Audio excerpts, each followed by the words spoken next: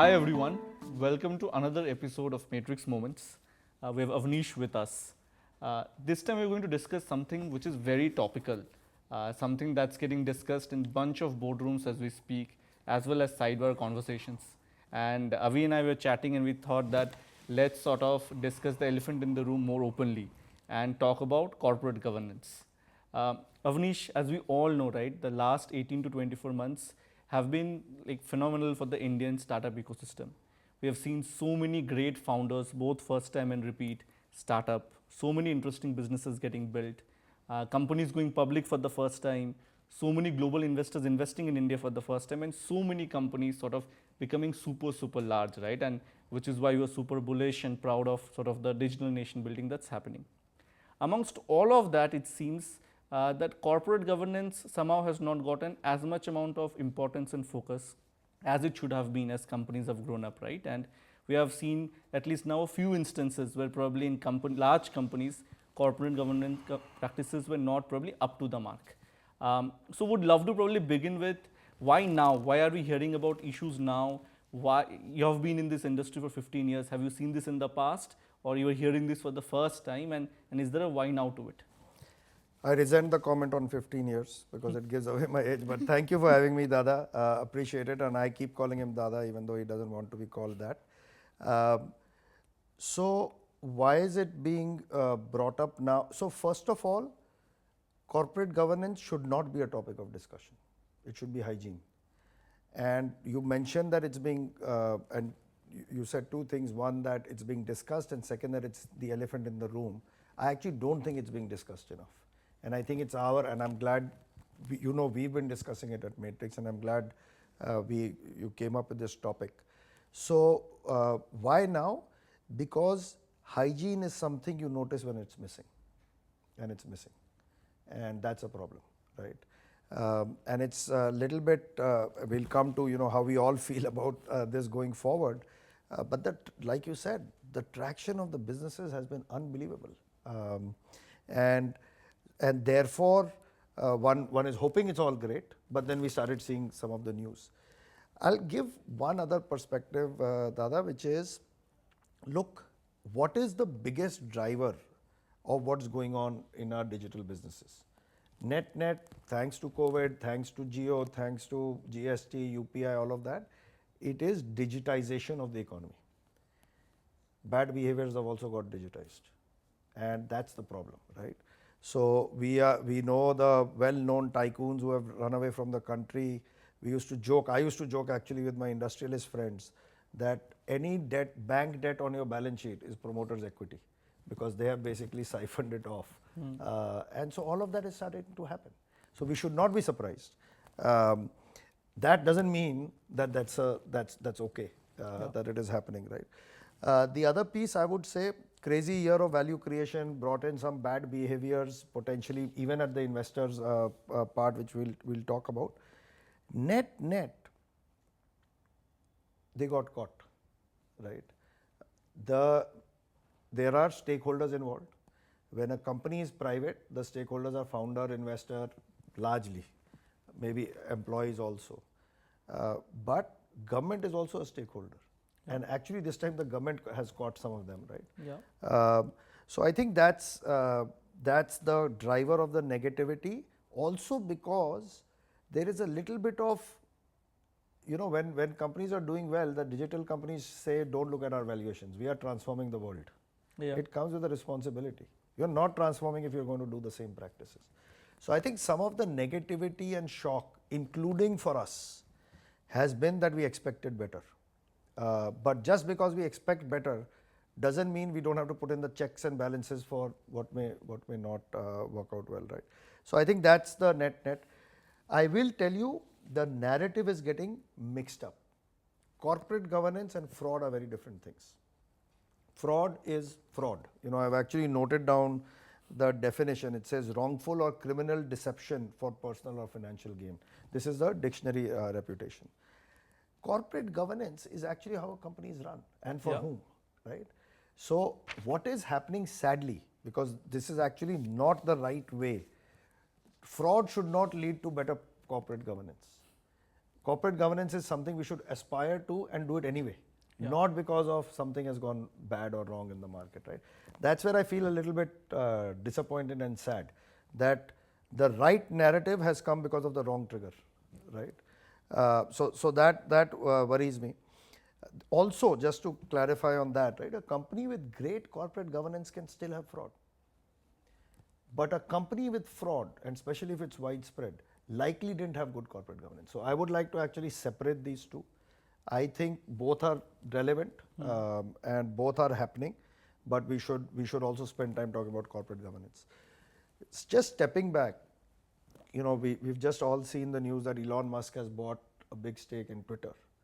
That is a form of saying I'm not happy with corporate governance, but he's not alleging fraud, right? On the other hand, if you look at Theranos, which was the famous case, that was fraud, right? Because you were misrepresenting for gain what was going on. So I think that's the net, and why is it happening now? We discussed companies have become larger, so what didn't used to be material has become material. Fair point. And I like the distinction between corporate governance and fraud, and most of the things that we'll discuss today is corporate governance, because we have also discussed that companies have gone from 0 to 1 to 1 to 10 to 10 to 100. I don't think as an ecosystem we have also figured out what is corporate governance at 10 to 100, right? Yeah. I think if you look back at the US, there are a lot of mature companies with best practices in corporate governance already there. India is probably learning, which is why also maybe over the next few years as we learn through the process, we hope that a lot of best practices globally will come to India. Yeah. So with that perspective, Avnish, what are the best practices have you seen globally, right? Yeah. Global companies, are they founder run, are they board run? I know in India they're SH run, but how should a company be run? So let's step back for a second. When you said some of the best practices, some of these, quote unquote, activist investors are also coming to India. So in the US, by the way, Carl Icahn's latest tirade is against McDonald's for how they treat pigs. Z had a very public spat with Invesco regarding this merger and stuff like that. There is, tons of literature on the internet that can talk about what's great corporate governance. But we need to apply it in a different context. But let's step back for a second. If you look at the Indian offline world, when did NCLT come in and why did it come in? 5 years ago, 6 years ago. Because all of this, so a lot of stuff was happening. Fraud, bad corporate governance, this, that. So it's hard to necessarily take learnings from just one context. If you look at the large US companies, they were never founder run. In fact, the CEO, chairman may not even own 1% of the company. These are the old days, Coke, Pepsi. Nowadays, you see some of the large companies are founder run. Yeah.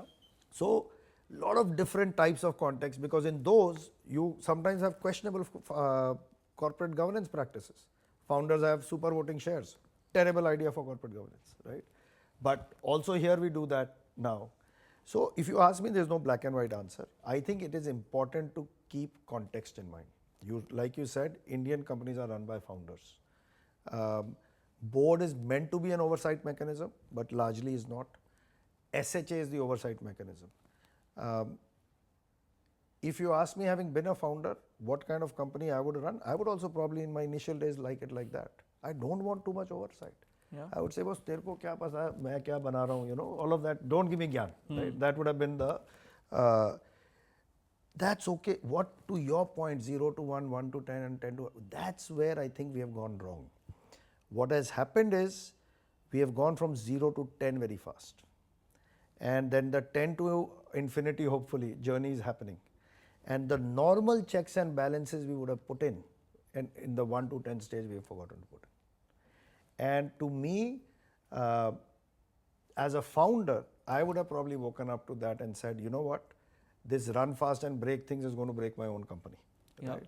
Right? So I think that hasn't happened. Some of the other, net, there's a question around, I'm a big believer in founder-run companies. Apple, interestingly, is a great case study. Steve Jobs was asked to leave because he couldn't scale up. And then the person who scaled Apple up was Steve Jobs when he came back, right? Yeah. So I just think, one has to recognize that sometimes the same traits that get a founder to get the company off the ground may hold the company back. Founder may not realize that. His executives may not be able to tell him that. Where will you get that input? And that's where the transition needs to start happening. And this is more around corporate governance, board of oversight. Who's the person who can hold a mirror to you and say, things need to change? So net, to me, this has happened because of the good thing that companies have hyperscaled. Yeah. And therefore that phase in between, nobody was focused on. You weren't focused on, I wasn't focused on. We were busy trying to help company build teams. We were busy trying to help companies raise lots of capital. We were busy in some cases trying to help companies say कि boss business model को देख लो, fix the economics. And it was just so collaborative, but it was very fast paced. And I think that's where it got lost. The 1 to 10 of the company building is where I think it slipped between the cracks. Fair. And agree to your point, right? What we have seen in terms of growth and value creation in the last 24 months, I think everybody was so focused on that you grow at all costs, that a lot of those things were not noticed, right? Yeah. So bringing back to the point, right? So whose responsibility is it to essentially, now that the narrative is out, we're talking about corporate governance, who is responsible for thinking about it and fixing the broken processes? So, at business school, you may have also done this case study. We actually at HBS had a case study on, which actually is titled Corporation versus Country, right? How are they different, or company versus country? And, there is the capitalistic narrative, which I also subscribe to some extent, or to a large extent, which is a corporation is responsible to its shareholders. There is a broader narrative, which by the way with ESG and all of that is now becoming more important, which is a corporation is responsible to its stakeholders. And stakeholders are not just shareholders. They are your employees, there is society, right? So when you take a shareholder only view, it's a narrower view. When you realize that a corporation has responsibility to various people it touches, you take a different view. Then you can't just absolve yourself of the responsibility. Now, who is a corporation? In some shape and form, everyone, but in the end, it probably boils down to the decision makers who have the power to run it. So, who are the decision makers who have the power to run it? In India, mostly it's founder run. Founder, but board of directors, executives. So, I think to say that my shareholder, and by the way, to our earlier discussion, because all our shareholder value was getting increased, maybe we lost sight of who are the other stakeholders, right? But if you have the shareholder view of the world, the executives, the founder, the board of directors, everybody can say, great, going in the right direction. By the way, in my view, that's also short term, because it will go in the wrong direction. But if you have a stakeholder view of the world, then it would be very different. Then people would say, are you doing this right? Are you doing that wrong? So I think that's to me, that's the big distinction. Generally, what happens in private companies, when companies go public, you're just public, right? They say when the tide goes out, you know who's. So when companies go public, you are under every possible scrutiny. Media will be scrutinizing you. Fortunately or unfortunately, now media does it anyway, right? So I think the going in assumption is most investors have backed founders. We don't want to change founders. I mean, I'm the biggest proponent of founder-run companies. So the going in assumption is that this is being done correctly. One side question on this is I've been told before, 20-30% to number sabhi log massage karte hain. And that's not fraud. Make no mistake, that's fraud. Okay? There is no difference between petty theft and daylight robbery when it comes to the law of it and what is right or wrong. There is no gray area. It's black and it's white. Okay. So I actually believe that I'll give you one example which you will relate to in terms of. By the way, in criminal law, like we said, what is the definition of fraud? We said intent. Yeah. Intent really matters, right? And so let's take example of a B2B company. It was a funny example I was hearing from founder. And the founder said, investors will come, they want GMV. Yes. Once they want GMV, I'm going to get into the categories that sell the most by definition, GMV. What sells the most? Lot of commodities. Cement will sell the most, wood will sell the most, right? So I'll get you GMV. Then the investors will say, no, this GMV is not good enough. Show me gross margin and contribution margin. Yes. So then I'm going to go tell my suppliers that, you know what, give me 2% more margin and I will pay you 3 months later. So then margin has also gone up. Then the investor will say, no, but your working capital cycle is going up. So there's Gochi. So what will I do? I'll start an NBFC, get finance from that NBFC on this working capital. Now you get the picture. Yeah. You can take this, a smart founder can game all of this. That NBFC, by the way, you may go to, that NBFC may factor its book out to somebody else. Yes. It doesn't stop. This is how Enron happened. They had so many off-balance sheet structures, nobody got to it. And I think some of the fraud that's happening in the market is that. So my point is, if you think you're doing the right thing, you should be okay. It's called, in my Goldman Sachs days, it used to be called the WSJ test, Wall Street Journal test. If this was on the front page of Wall Street Journal, are you happy with that? 90% of the time, embellishing numbers will not fall in that category. So it's very simple. It's if you're doing something for business reasons and your board knows and everybody is fine with it, that's fine. I don't think that's the case here. I think in a lot of cases that those are not the kind of things that have been going on. Got it. But most large companies, right, and most venture funded large companies will have Big Four as auditors, right? Statutory auditors who are monitoring the company. So isn't their is it not their responsibility, and are they not already checking for some of these things? So Dada, you know, we made one of the Big Four present to us, and I'm going to give them credit to EY and their team. What did you learn? I think statutory audit is very different from internal audit, and I think the DNA of Big Four auditors is to do what they have been told, right? These are the checklists in statutory audit they will do. Yeah. But वो DNA खाली नहीं है. It's the law. Yeah. You know, they are CAs. They are supposed to do X, Y, Z. Yeah. Beyond a point, they would be going beyond, not just brief.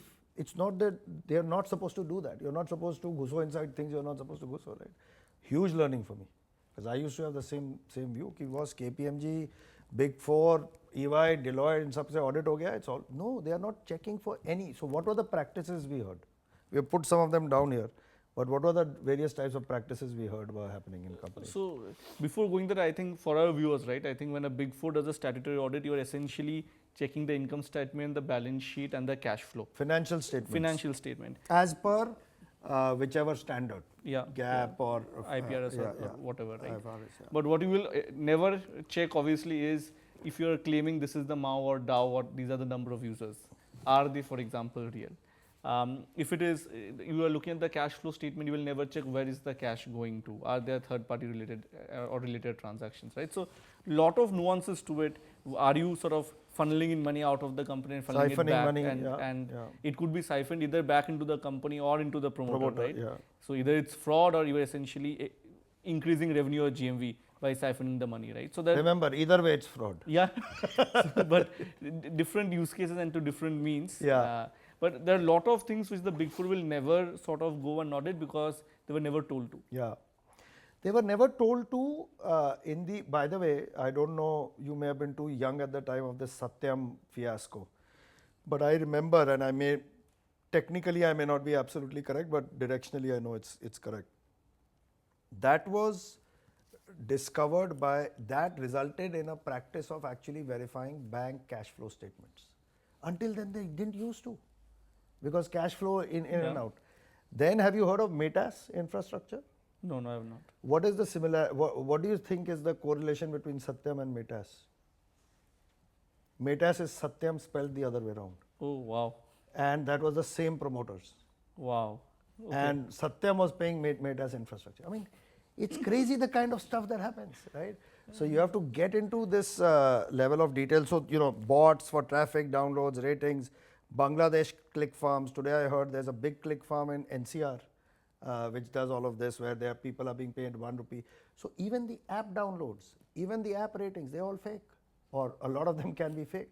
You have to go and actually analyze that is it computing with the rest of the data. Fake transactions, GMV, round tripping, we have discussed. GST, I'll just make one point to you. Sometimes we fall into this trap of the fact that GST, so the interesting thing of some of the companies that have gotten caught is they had fake revenue, they had fake supply invoices, if they had paid this GST, They would never been. they would have not been caught. Yeah. But they didn't pay this GST. Now, if you're a low margin company, you can't afford to pay that GST because it will get caught in the cash flow. Yeah. But in a high margin company, I'll bet you this is still happening because your margin will look a little bit lower. Yes. Right? So it's just crazy to me. So net, internal audit is what should be, is religion. Statutory audit is check the box. All companies, in my view, above a certain scale should have an internal audit function, and we'll talk about what all we should be doing. Fair, and we will go to internal audit, but this is at least maybe a very small minority, right? Most founders are giving their entire life to building a sort of institution, and that's why they are in what they are doing, right? They have huge opportunity cost. They've left all of that. They have actually worked really hard in a domain. They're building a large company. Most founders that I talk to actually want to create wealth for their shareholders, stakeholders, their employees, right? So if I'm a founder and I'm listening to this, right, and I have all the right intentions, which I genuinely believe most founders in India do, how should I be thinking about it? Because a lot of times the founder may not be doing it, somebody else might be doing it. And that person will bring the entire company down because corruption, as we have seen, right, it can be at the grassroots level as well. Yeah. No, but Dada, just on that point, we have had celebrated fraud cases in India, business tycoons who have run away from the country. Yeah. There are a lot of great businesses also.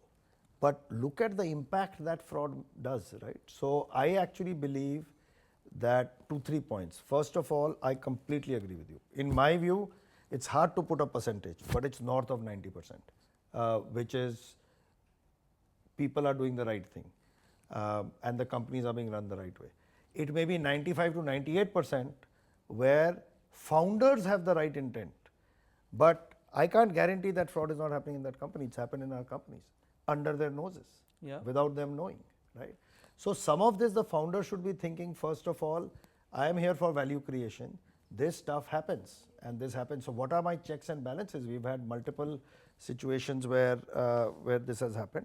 I will tell you that any such news flow about a company makes you un-IPOable. Just the public markets are just very unforgiving on some of these standards. So what would I do? To your point, my own view is that founders are, fraud is sometimes, or actually a lot of times, if you told me at Bazi that boss, your company may be having fraud, or I would like, for example, you as an investor came and said forensic, I would react very negatively. I would say, you are accusing me of this, you are accusing me of that, WTF, all of that stuff. I would not today. And interestingly, what I'm seeing, and I've put this down somewhere as a auto-governed businesses. We talk a lot about experienced founders. I'm finding that they are actually worried about this for their own businesses. So what is a founder's real objective? All the founders you're talking about, they want to create a very large business, right? When you are running so fast and when the business is scaling so fast, shit can happen. What are the corporate governance practices you have put into the place in the business such that it gets caught? I think that's the overall objective. So to me, if the intent is right at the founder level, then there's no rocket science, right? And founders should be worrying about this happening against them. Sadly, in all the companies where it's happened in our portfolio, it costs a lot of money and a lot of headache for the founder and basically value restriction. So my view, that is easy. If you are a founder, you should, and you have the right intent, which, like we said, 95 to 98% likely do, 99 might have. Don't assume that this is not happening in your company, because it could be somebody else. I've seen this in procurement functions. I've seen this in HR and recruiting functions. So I mean, everywhere. Right? Yeah. So that's why you should want to have checks and balances.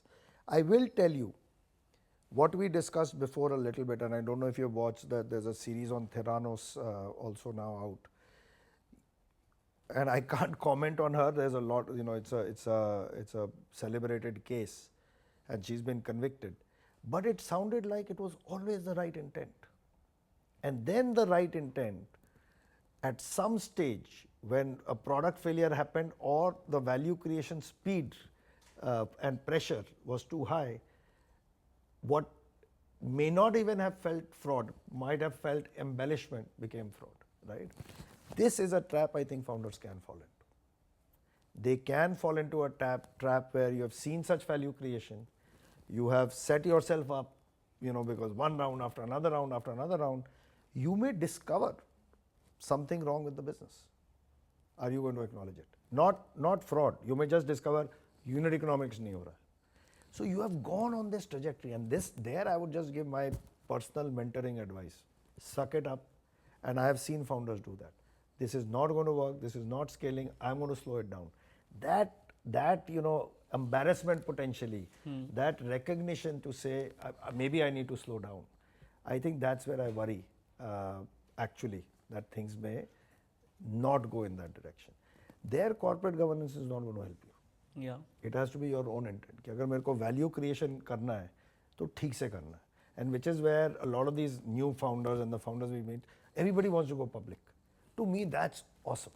Because you can't go public without doing all the hard work over 6, 7, 8, 10 years, because that's where you get found out. What are the best practices? I mentioned auto-governed businesses. If a lot of the experienced founders, any business that touches regulation typically ends up being auto-governed. A lot of the NBFCs, fintechs, there's that.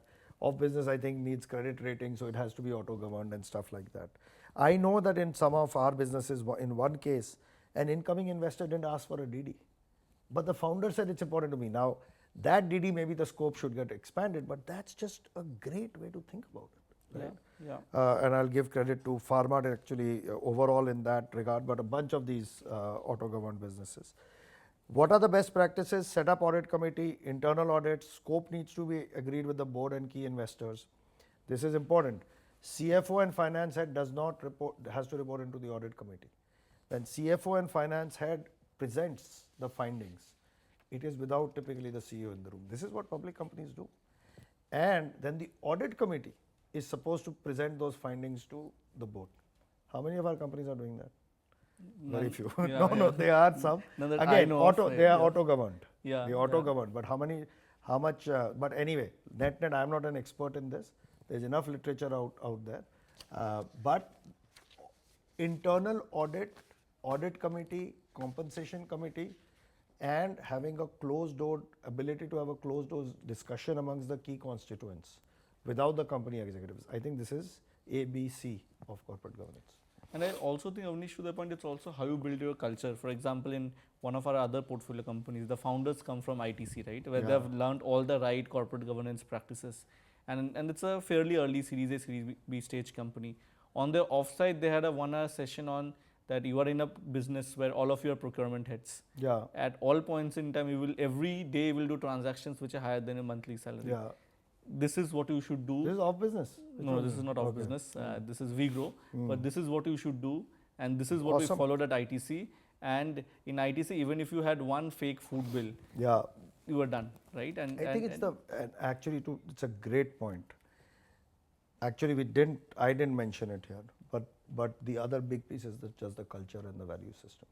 So J&J, I don't know if you guys did it in your business school, but J&J is a study where their value system and ethics are supposed to guide every decision, right? Now again, in the 0 to 1 to 1 to 10 to 10 to infinity, what time ही नहीं मिला है. Yeah. But that is actually a great point. What are our value systems? Integrity. Integrity is so easy to put down on a piece of paper. How does it impact your day-to-day decision making? If I was a founder and I have clean intent and now I'm worried after listening to this that that's something I would invest in. Build the culture and repeat it again and again till it becomes a philosophy where if someone does not do, 5 people will come and stop, and that is what the ITC culture is, right? Very good. Yeah, very good point. So moving on, very quickly, any change that you think investors and boards should do tactically now? No, so look, I'll tell you, and I say this, I learned this from Paul Ferry actually on a different note, who's the founder of Matrix, that our investing business, mistakes at entry are fine. They're actually par for course. If you're not making mistakes at entry, you're likely not taking enough risk. Mistakes post-entry are not okay, right? And to me, fiduciary responsibility, not putting in corporate governance, assuming other investors are doing, basically you're asleep at the wheel.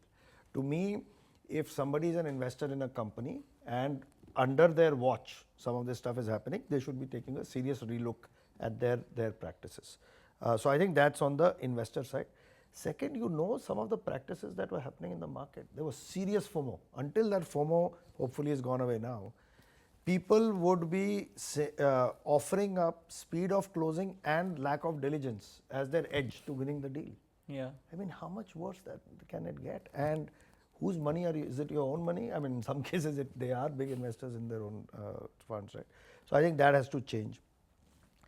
Board, one of the things that gets debated, which I don't agree with, is including independent directors. Is that too early? See, it's very hard to build a business as is. If I have to start managing the board also and too many people, it's just too much overhead. So 0 to 1, 1 to 10 may, their compensation committee, audit committee should come in at the right stage. Composition, you don't really need to change and get independence. That is closer to IPO. Let's get the governance practice early. What I have also seen conversely is people will get independence and assume there is governance. Yeah. I know at least 4 or 5 celebrated, and I don't want to be too negative about what goes on in the ecosystem, but it's the truth. Charging 1 crore per company retainer to be on the board as an independent and getting 3-4 crores in ESOP. By the way, my understanding is the new company law changed how much ESOP can be given to a director, because it's clear conflict of interest, especially independent director. But I think they are under the threshold, right? So don't assume independence hai, therefore it is. Make sure we are following the first principles, ABC of corporate governance. Fair. And I think not only internals, I think hopefully now with new rounds and new investors coming in, a lot of sort of new investments, the diligence process that happens also should significantly change. Hopefully, Dada, and I think what we should learn, and by the way, this came up, somebody mentioned it, that the board and the existing investors, technically basis on the engagement letter you sign with the audit or the diligence firms, supposedly we have access to those reports, or if we don't, it's a very simple request to these firms and they'll give it to us. Most of us don't ask for it, right? So I think again, and one of our founders is, actually 2 founders have done this, and I think it's great. They told the incoming investor, first of all, they asked for the diligence report. They looked at it. Obviously, they want to make sure nothing is, but if the deal is happening, then, obviously it couldn't have been that bad. They have encouraged the incoming investor to share that with the board or the existing investors so that the future alignment is clear.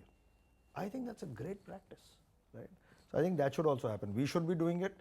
We should be making sure the diligence scope that is happening for the company, it's a great opportunity for the company, the board. Again, now we are in the realm of 99% of the founders want to do the right thing. Yeah. In that realm of 99% of the founders want to do the right thing, we should also look at the scope of the DDs that are being put together and say, hey, why don't we ask these other questions? Founders should also be putting that and saying, ask these questions so that we have a better understanding. Fair. And on the realm of 99%, right? I think we've seen so many great companies coming out, and still, thankfully and fortunately, the noise is around a very small limited set, and in all of these cases also it's noise, right? So there's a long way to go on that. Yeah. But we at least genuinely believe, right? It's very important. India is at the cusp of digital nation building. The last 2 years have been fantastic, but we need another 10, 15, 20 years of this. As you think sort of forward into the future in the next 10, 12 years, you think about digital nation building, you think about how important it is to generate confidence for India in the global markets. How do you see that panning out? And in that context, right, how important is I mean, it's critically important, right? So we as Indians love criticizing a government. Every person in the world loves criticizing their government. If there is one thing the government has done right in India, is just this digital nation building. Everything has been right from the day, and I don't want to be political, but the fact that the notion of a digital India, the notion of startup India, the notion of lately celebrating unicorns, celebrating tech-based entrepreneurship, I mean, it is a seriously enabling environment. we better not screw it up, because the government is also a stakeholder and they can come down with a very heavy hand. We have seen it in other markets if people go nuts with this stuff. So it is a serious, so success also comes with a lot of responsibility, and I think it's a collective responsibility not to screw it up, because like you said, it's the 1%, right, that may be doing this, but it comes with a serious amount of responsibility. So the role of the other 99% is to make sure that the practices are such that nobody can wonder whether it's 1% or 20% in India.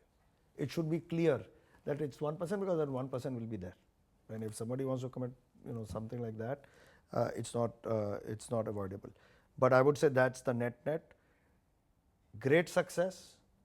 Success comes with they say great power comes with great responsibility, right? The digital entrepreneurs are becoming powerful. So with great success comes great responsibility. It's a collective responsibility. I am actually very optimistic. I completely agree with you that 99% are doing it for the right reasons. But let's all recognize we collectively missed a phase in developing this ecosystem, and let's fix it.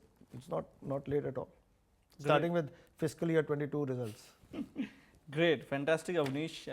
Great chatting on this topic, and hopefully with this, our viewers and entrepreneurs also have hopefully picked up a couple of points that they can go back and implement back in their companies or their boards. Thank you so much. And super. Thanks, Dada. Good discussion. Thanks for tuning in. For more Matrix Moments episodes, you can head to www.matrixpartners.in/matrixmoments. You can also follow us on Twitter, LinkedIn, and YouTube for more updates.